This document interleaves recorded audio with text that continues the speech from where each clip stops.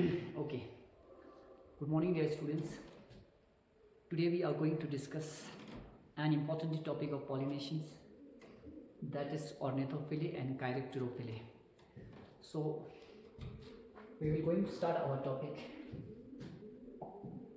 Okay, आज हम पढ़ने जा रहे हैं ऑर्निथोफिली.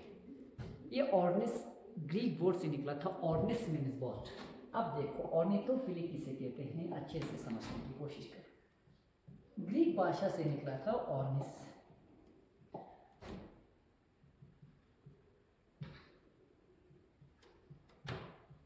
ऑर्निस ग्रीक भाषा में बर्ड को कहा जाता है और फीलियन मीन्स टू लव. यानी सिंपल भाषा में अगर हम उसको डिफाइन करें, ornithophily means transfer of pollen grain from the anther to the receptive stigma through the agency of birds. यानी पोलन ग्रेन्स का ट्रांसफर होना एंथर से स्टिग्मा तक किसके माध्यम से, किसके थ्रू, बर्ड्स के जरिए.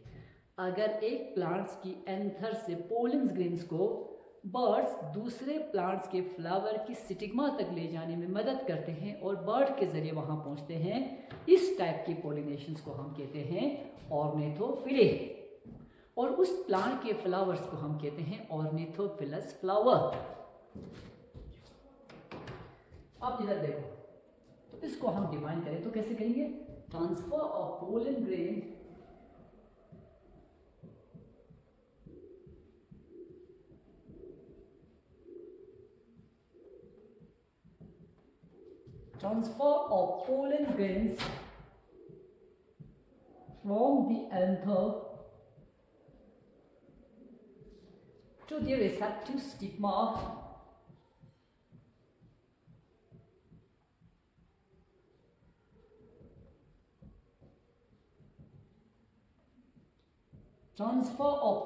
grains from the anther to the receptive stigma of carpel through the agency of birds.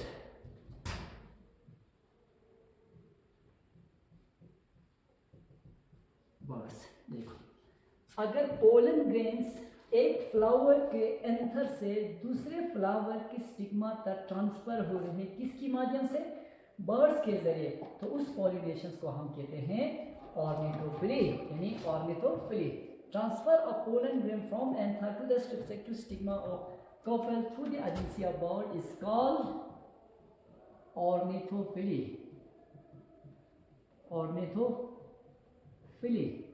And the flower is called ornithophilous flower.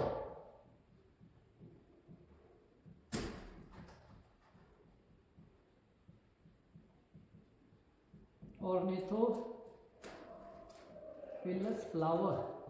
और उस फ्लावर को हम क्या कहते हैं, ऑर्निथोफिलस फ्लावर की. अब यहाँ आप लोग अच्छे से देख सकते हो. देखो ये एक बर्ड है, तो ये बर्ड्स पर्टिकुलरली इस फ्लावर्स को विजिट करते हैं किस चीज़ के लिए, नेक्टर सकिंग करने के लिए, नेक्टर्स के लिए. तो इस दौरान इसके बीक्स के साथ या इसके हेड्स के साथ यानी पोलन ग्रेन जो है वो टच हो जाते हैं, पोलन ग्रेन चिपक जाते हैं. फिर यही बर्ड जब दूसरे फ्लावर पर विजिट करते हैं तो उस वक्त पोलन डिपॉजिटेड बी या उसका हेड जो है वो स्टिग्मा के साथ टच करते हैं, जिसकी वजह से उन प्लांट्स में पॉलिनेशन होती है. ठीक है. अब देखो यहाँ पे फ्लावर से पर्टिकुलरली ये फ्लावर, दो फ्लावर्स मैंने यहाँ दिखाए. दोनों फ्लावर्स में आप क्या फीचर देखते हो, बर्ड्स के जरिए पॉलिनेट होने वाले फ्लावर्स की अक्सर कैरेक्टरिस्टिक फीचर क्या होते हैं, जो भी फ्लावर्स बर्ड्स के जरिए पॉलिनेट होते हैं वो लॉन्ग होते हैं और फनल शेप होते हैं या ट्यूब लाइक और फनल शेप. बर्ड्स के जरिए पोलिनेट होने वाली फ्लावर अक्सर जो है वो लंबी होती है, फनल जैसी होती है, ट्यूब जैसी होती है, और उनके एंथर्स या स्टेम मीन्स काफ़ी एक्सपोज होते हैं बाहर की तरफ. ठीक है. अब हम कुछ कैरेक्टरिस्टिक फीचर्स देखेंगे कि बर्ड्स के द्वारा पोलिनेट होने वाले प्लांट्स में किस तरह की फ्लोरल एडाप्टेशंस होते हैं. Floral adaptation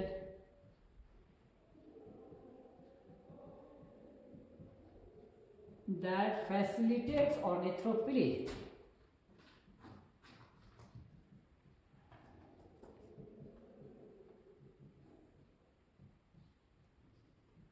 floral adaptations that facilitates ornithophily. अब देखो फ्लावर में किस तरह की कैरेक्टरिस्टिक फीचर होनी चाहिए जो प्रमोट करे किसको, क्रॉस यानी ऑर्निथोफिली को। सबसे पहले फ्लावर लंबी होती है, फ्लावर लॉन्ग ट्यूबुलर ट्यूब जैसी होते हैं और फनल शेप, यानी ये एक मेन कैरेक्टरिस्टिक फीचर है किनका, बर्ड के द्वारा पॉलिनेट होने वाले फ्लावर्स के। वो फ्लावर्स बहुत बड़ी होती है, लंबी होती है और फनल शेप होते हैं।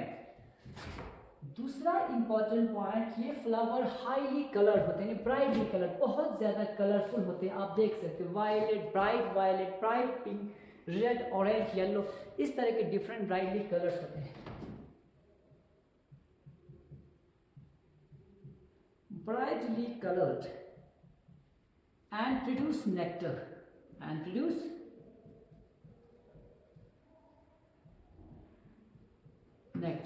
बर्ड के द्वारा पॉलिनेशन होने वाले फ्लावर्स बड़ी लंबी ट्यूब जैसी कलरफुल होते हैं और ज़्यादा नेक्टर प्रोड्यूस करते हैं, बट सेंटलेस, यानी मोस्टली ये फ्लावर जो है वो फ्रेगनेंस नहीं होते, उनकी ज़्यादा फ्रेगनेंस नहीं होती, खुशबू नहीं होती। तो ये कलरफुल होते हैं ताकि दूर से बर्ड्स को अपनी तरफ अट्रैक्ट कर सके, यानी ये ब्राइटली कलरफुल होते हैं ताकि ये दूर से बर्ड्स को अपनी तरफ क्या कर सकते हैं, अट्रैक्ट कर सके। तो पर्टिकुलरली कौन कौन सी बर्ड जो है वो ज़्यादा पॉलिनेशन करवाते हैं या पार्टिसिपेट करते हैं, तो उसमें हिमिंग बर्ड्स, उसके बाद सन बर्ड, पैरोट, तोता, मैना, और सबसे ज़्यादा यहाँ हिमिंग बर्ड्स और सन बर्ड जो है वो उनका बहुत बड़ा रोल है। Brightly coloured and produce nectar but scentless, ये इंपॉर्टेंट कैरेक्टरिस्टिक है। अब देखो कुछ एग्जाम्पल बताता हूँ, एग्जाम्पल्स ऑफ ऑर्निथोफिलस।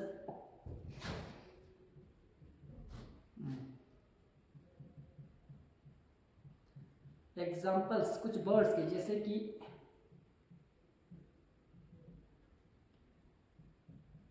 ह्यूमिंग बर्ड्स,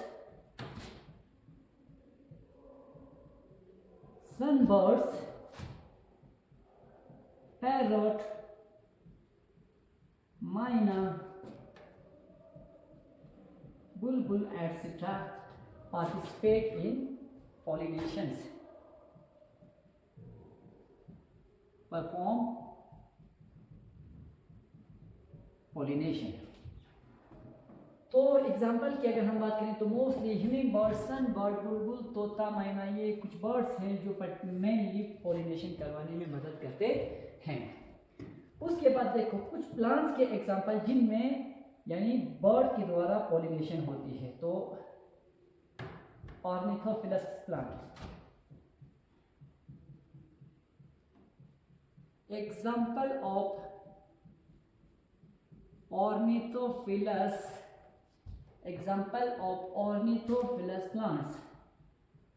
देखो कौन कौन सी प्लांट्स में ऑर्निथोफिलस होते हैं, तो क्लिस्टिमोन को हम कहते हैं बॉटल ब्रश, बहुत ही खूबसूरत ऑर्नामेंटल प्लांट है। आप यूट्यूब पे सर्च करके या गूगल में सर्च करके इसका इमेज देख सकते हैं। ऑर्निथोफिलस एग्योर, बिगोनिया। एक रिपोर्ट में देखा गया ऑस्ट्रेलिया में 100 स्पीशीज ऑफ प्लांट्स, यानी प्लांट्स के 100 से ज़्यादा स्पीशीज में बर्ड के द्वारा पॉलिनेशन होती है। वो पॉइंट मैं यहाँ पे लिखवा दूंगा। इन ऑस्ट्रेलिया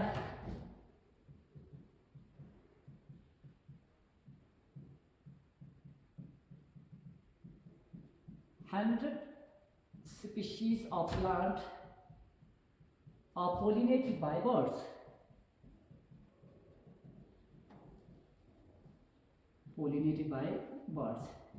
ऑस्ट्रेलिया में 100 से ज़्यादा स्पीशीज प्लांट्स के पॉलिनेट करवाते हैं, किनके द्वारा, बर्ड्स के द्वारा पॉलिनेशन होते हैं। अब एक दो और इमेज दिखाऊंगा, ठीक है, और रिपीट करता हूँ। देखो ऑर्निथोफिली किसे कहा, ornithophily means transfer of pollen grains from the anther to the receptive stigma of another plant through the agency of birds। यानी पोलन ग्रेन्स का ट्रांसफर होना कहाँ से, एक प्लांट की एंथर से दूसरे प्लांट की स्टिग्मा तक किन के थ्रू, बर्ड्स के जरिए, उस पॉलिनेशन को हम कहते हैं ऑर्निथोफिली। तो ऑर्निथोफिली में कौन कौन सी बर्ड्स की ज्यादा रोल है, ह्यूमिंग बर्ड, सन बर्ड, पैरोट, माइना, बुलबुल एटसेट्रा। अब देखो ऑर्निथोफिलस प्लांट की कैरेक्टरिस्टिक फीचर्स क्या होती है, वो फ्लावर्स बहुत बड़े होते हैं और फ्लावर ट्यूब जैसी होती है, नेक्टर जैसे होते, ताकि वो उस बर्ड्स की वेट को उठा सके, बड़ी भी होती, ठीक।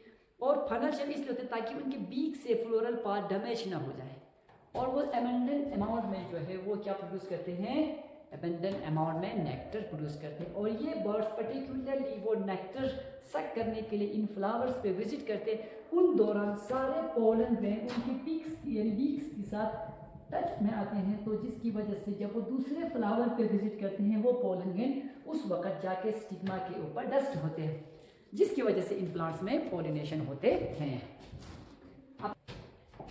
कैरेक्टरोफिली means bad pollination.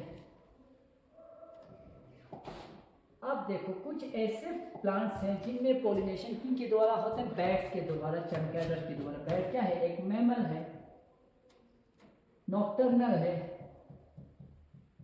Nocturnal means ये रात के वक्त एक्टिव होती है, दिन के वक्त ये आराम से अपने बरों में रहते हैं, लेकिन ये रात के वक्त एक्टिव होते हैं, इनको दिन से ज़्यादा रात में नज़र आते हैं। तो देखो ये एक नॉक्टर्नल बर्ड जो है, ये बैट जो है एक नॉक्टर्नल मैमल्स है, और कुछ प्लांट्स में बैट के द्वारा भी पॉलिनेशन होते हैं, यानी चमगादड़ जो है वो पॉलिनेशन कराने में मदद करते हैं। तो इसको अगर हम डिफाइन करें तो कैसे करेंगे, transfer of pollen grain from the anther to the receptive stigma through the agency of bats.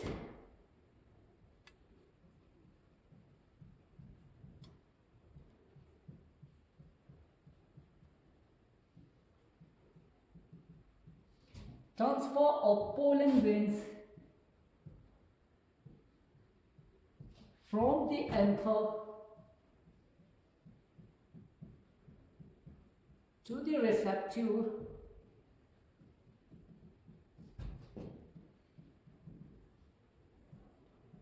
stigma of carpel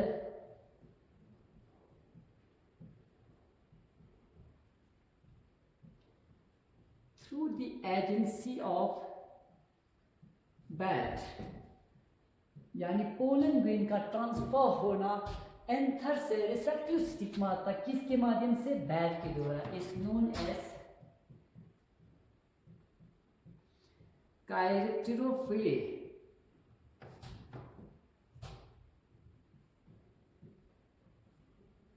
कैरेक्टरोफिली, pollen grain का ट्रांसफर होना एंथर से स्टिग्मा किसके थ्रू, बैट के द्वारा, उस पॉलिनेशन को हम कहते हैं कैरेक्टरोफिली। कैरेक्टरोफिली।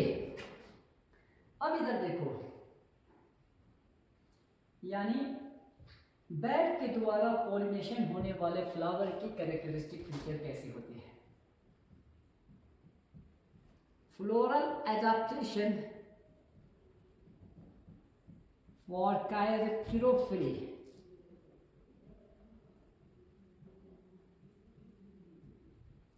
Flower adaptation for कैरेक्टरोफिली।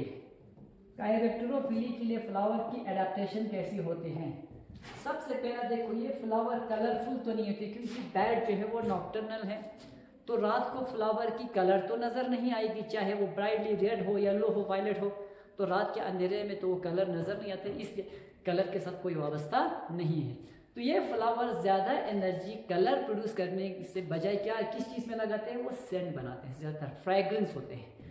तो ये कलरफुल नहीं होते, डल कलर होते हैं, क्योंकि चमगादड़ जो है वो रात के वक्त एक्टिव होते हैं, नॉक्टर्नल हैं, तो नॉक्टर्नल हैं, रात के वक्त एक्टिव होते हैं, तो उनको कलर के साथ तो कोई ताल्लुकात नहीं, कोई वाबस्तगी नहीं है, ठीक है। तो नॉक्टर्नल फ्लावर और डल कलर, डल कलर याद रखो। कलरफुल फ्लावर सिर्फ एंटिमोफिली और ऑर्निथोफिली में होते हैं। बर्ड के द्वारा पॉलिनेशन होने वाले प्लांट्स में फ्लावर कलरफुल होते हैं, और इंसेक्ट के द्वारा पॉलिनेशन होने वाले प्लांट्स में फ्लावर कलरफुल होते हैं। यहाँ फ्लावर डल कलर होते हैं, लेकिन एक चीज याद रखना, प्रोड्यूस नेक्टर, यहाँ nectar, but produce more scent than ornithophilous and entomophilous flower, ये बहुत इंपॉर्टेंट है। प्रोड्यूस मोर सेंट, यानी सेंट मीन्स ऑर्डर, वो ज्यादा ऑर्डर, ज्यादा खुशबू प्रोड्यूस करती है। Produce more odour than ornithophilous, then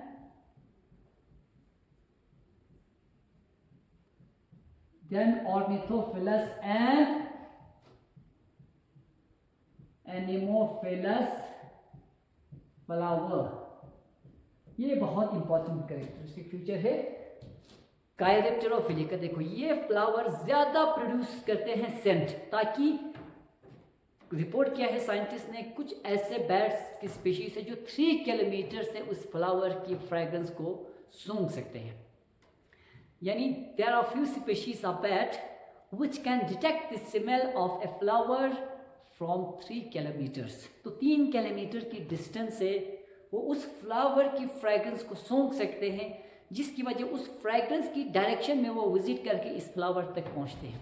ठीक है, तो ये कैरेक्टरिस्टिक फीचर है। कलरफुल तो नहीं होते हैं, लेकिन नेक्टर प्रोड्यूस करते हैं, ताकि नेक्टर क्या है, नेक्टर एक रिवॉर्ड है, एक इनाम है पॉलिनेटर्स के लिए जो फ्लावर प्रोड्यूस करते हैं।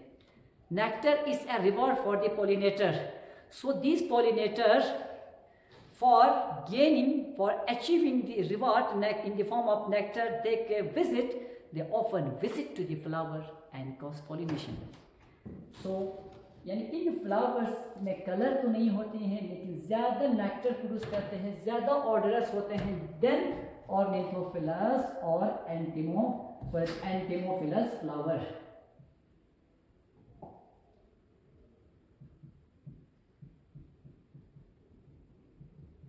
Entomophilous flower. अच्छा, कुछ एग्जाम्पल यानी कौन से प्लांट्स में और कायरेप्टेरोफिली होते हैं, 2 इंपॉर्टेंट एग्जाम्पल मैं यहाँ पे कोट करूँगा। किक्लिया, KIGELIA, किक्लिया पिनेटम, इस प्लांट में होते हैं बैट के द्वारा पॉलिनेशन। दूसरा एडेंसोनिया है।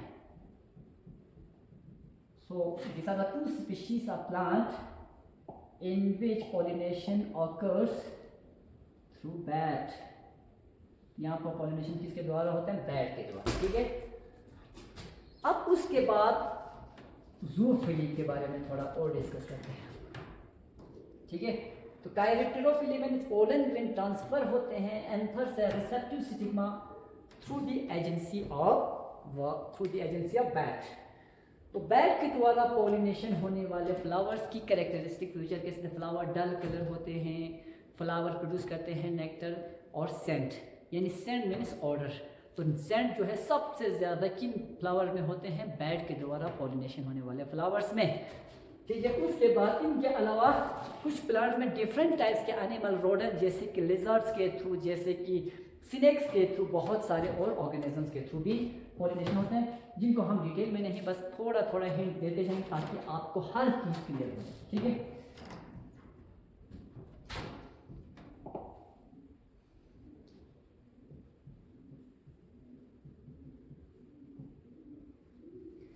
zoophily means pollination by animals।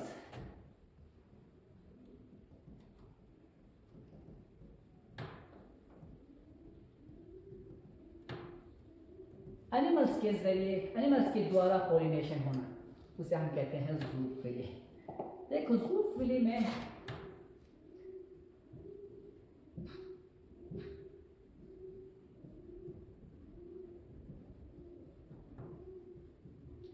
कुछ प्लांट्स में पॉलिनेशन होती है। सब प्लांट्स पॉलिनेशन ऑकर्स बाय किन के थ्रू, गीको लिजर्ड। गीको लिजर्ड्स के बारे में जिक्र किया आपके CBSE क्लास 12 में, इससे एग्जाम आता है गीको लिजर्ड, यानी ये लिजर्ड भी पॉलिनेशन में काम रोल निभाते हैं। ठीक है, पॉलिनेशन का बाय लिजर्ड। स्नेक्स, कुछ प्लांट में स्नेक्स के द्वारा भी पॉलिनेशन होते हैं। अच्छा, रोडेंट्स, रोडेंट्स में आते हैं क्लैरी, स्क्वायरल, सराइट्स वगैरह। उसके बाद स्नेल्स, स्नेल्स, ठीक है, एनिमल्स और higher animals, human beings et cetera, यानी इनके द्वारा भी पॉलिनेशन होती है। अब हम उसके बाद पढ़ते हैं significance advantage of cross pollination. Cross pollination और सेलर पॉलिनेशन से, यानी हम एडवांटेज पढ़ते हैं किसके, क्रॉस पॉलिनेशन और सेलर पॉलिनेशन के कुछ एडवांटेज। अब इधर देखो एडवांटेज क्या है क्रॉस पॉलिनेशन से। Cross pollination introduce genetic recombination and hence variation in the progeny. देखो जब आप क्रॉस पॉलिनेशन करते हो, क्रॉस पॉलिनेशन से दो डिफरेंट प्लांट्स के बीच पॉलिनेशन होते हैं, जिसकी वजह से दो डिफरेंट ट्रेड्स की कॉम्बिनेशन होकर न्यू ऑफस्प्रिंग बनते हैं। तो उस ऑफस्प्रिंग में जेनेटिक वेरिएशन आती है, उस वेरिएशंस की वजह से जो प्रोजेनी होते हैं उनमें नए वैरायटी या नए ट्रेड्स इंट्रोड्यूस होते हैं, और वो ट्रेड्स यानी उनके लिए बेनिफिशियल भी हो सकते हैं, हार्म भी हो सकते हैं, लेकिन जेनेटिक वेरिएशन जरूर आती है।